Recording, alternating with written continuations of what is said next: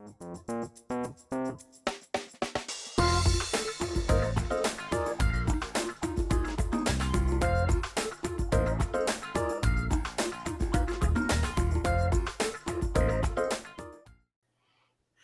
welcome to the Market Carver. I'm Adam Harter, Chief Investment Officer, along with Andrew Thrasher, Chartered Market Technician and Portfolio Manager. Thank you, as always, for joining us for this week's edition of the Market Carver. The three topics we've got for you for this week, we're going to do a review of the first quarter and look at some of the winners and losers, take a look at the tech sector and do a valuation update. And then Andrew's going to cover the dollar, which has made a lot of headlines recently and some splash there. So I think he's got some great context that's very important, as I know many of you have asked the question. So hopefully we'll help address that. I know on Monday, most of our advisor team found a great value in that story. So that's a little teaser. You got to make it through my part, and Andrew will clean it up with the big stuff. So first review of the first quarter. And here's what we're looking at is a scatter plot. This comes from Goldman Sachs. And along the x-axis there at the bottom, you've got the range of 2022 returns. So all the way to the right are the biggest winners. You see some defense stocks, consumer or commodity sensitive. Those did really well in 2022. Some of the few winners. Then you can see the biggest losers all the way to the left. And you find names like your more expensive stocks, software, non-profitable tech, meme stocks, artificial intelligence. Those are all in the uber growth sensitive technology sector. And then the y-axis, vertically, we are contrasting that with the performance in the first quarter. So what you see jumping right off the page is that last year's biggest losers are the first quarter winners of this year. It's what made the first quarter this year extremely challenging because in our opinion, this is still a group you want to have a high amount of caution around. And it's very normal to have a loss of this magnitude followed up with a pretty sizable rebound. So in our opinion, we still want to have some caution towards that group, and we'll get to why here in just a second. But it really is a good visual for explaining what you're looking at in the first quarter of 2023. So if this were to be a trend and we find some trends emerge from this, that's something beyond just a rebound, obviously we will adjust, but that's what we're looking at for the first quarter. All right, so with that in mind, with a lot of those that were technology sectors, what you'll see on the next slide is the premium that technology stocks warrant on their price to earnings ratio relative to the S&P 500. So the first thing is that stocks that have a higher growth rate can often have a higher price to earnings ratio. Investors are willing to pay more per dollar of earnings because those have a lot of potential in the future. So that's normal. However, what we've seen here is that relationship be stretched. And in fact, the technology premium relative to the S&P 500 has actually exceeded where we were in late 21. So that was really the peak. That is the end of a very long run that technology had in terms of trouncing the S&P 500. The price tag being paid for tech right now is even more than it was back then. So that tells you that we've had a gigantic spike in price here recently that hasn't been matched by earnings. In fact, earnings really began to deteriorate in the last quarter of last year. So a lot of eyes will be on that in the first quarter. But this is one reason why we want to continue to have some caution on this group as if it were to come back anywhere near its longer term average, it'll struggle relative to the overall index. So technology is a big sector. There are a lot of subsectors and there could be some opportunities to play a variety of them. And not all of the stocks are super expensive, but just broadly speaking as a group, that's what we're looking at.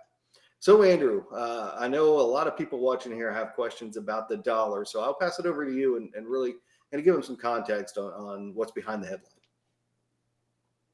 Thanks. So the dollar's it's not the most fun topic, probably the most interesting topic. Joe always says it's something you really aren't going to see discussed a lot on the news just because it's kind of a complicated subject when we start talking about cross rates and currencies and things like that. But every once in a while, we do see it come into the news. Here recently, we've started seeing blocks of other countries that have discussed entering trade agreements using things that are currencies that are non-US dollar denominated. And so whenever we start seeing anyone talk about using anything but the dollar, we get a lot of questions. Is this the end of the dollar? Is the dollar going away now? What about China? What about the euro? People throw in Russia in there. There's always a lot of questions.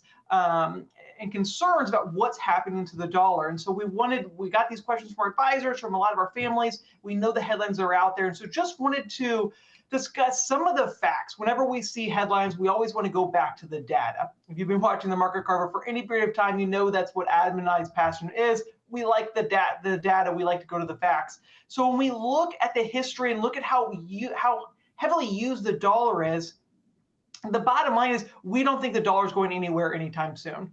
Right now, a lot it's often discussed is using trading in dollars for oil, and how China's starting to maybe possibly buy oil in non-U.S. terms. Saudi Arabia, we have to remember, one of the biggest producers of oil, actually pegs their currency, it's called the real, to the dollar. And so whenever they have inflows of anything that's non-U.S. dollar denominated, they essentially have to convert it to dollars. They very much have kind of hitched their wagon to the U.S. dollar. And so they're very much incentivized to not really see the dollar have that much destruction. We see this actually across a lot of Middle Eastern countries that peg their currency to ours. When we also want to look at the difference when we discuss trade amounts, and then we also look at how much is actually traded in the Forex exchanges, meaning when people trade their euros for dollars, or they're trading their Canadian dollars for US dollars, that's really where the bulk of transactions occur. Just to kind of put that in context, every day we see on average about $32 trillion cross the foreign exchange market. Compare that to roughly, 7.5 trillion across the a day across the foreign exchange market, compared to 32 trillion for the entire year done in trade. So it's much more massive amount of trade activity happens in the Forex market. Why is that important? Because the dollar actually makes up 88%, is involved in 88% of those $7.5 trillion in transactions, meaning that there's a huge amount of transactions that are based off the dollar. And so we want to look historically as that dwindled. It used to be a lot higher. And in fact, it really didn't. In 1989, the average, it was about 90% of transactions. So since 89 to now, we went from 90% to 88%. The dollar is still very heavily involved in the bulk of foreign exchange transactions. So then we kind of say, what's the alternative to the dollar? The biggest one that's often discussed is the Chinese yuan. As China continues to grow, their economy is getting massive, and they're seeing very strong growth. Their currency is kind of the natural, could be the biggest competitor to the dollar. The issue there is the Chinese government very tightly manages their currency, and it's very unclear policies. And this is a reason why a lot of other countries really don't deal with the yuan. The International Monetary Fund, the IMF, reported last year that only 2.75% of international reserves were in yuan, meaning a lot of other countries in their bank accounts, so to speak, really aren't holding a lot of yuan.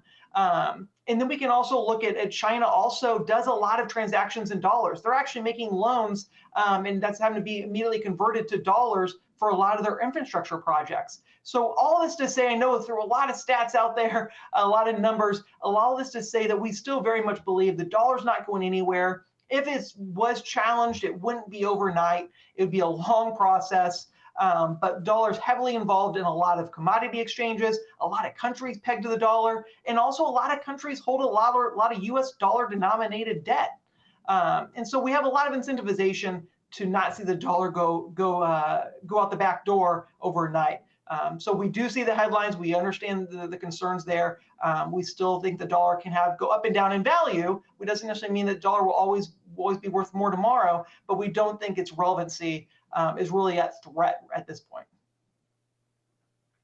Very well said, Andrew. Appreciate that. And we often disagree about things and kind of iron out a consensus, but this one isn't hard, right? This is a pretty, when you look at the facts, it's a much simpler, easy concept to get unified behind. So thank you all again. Hope to have either seen you by the time you watch this at the Thirdly, or soon will next week. So once again, thank you and have a great weekend.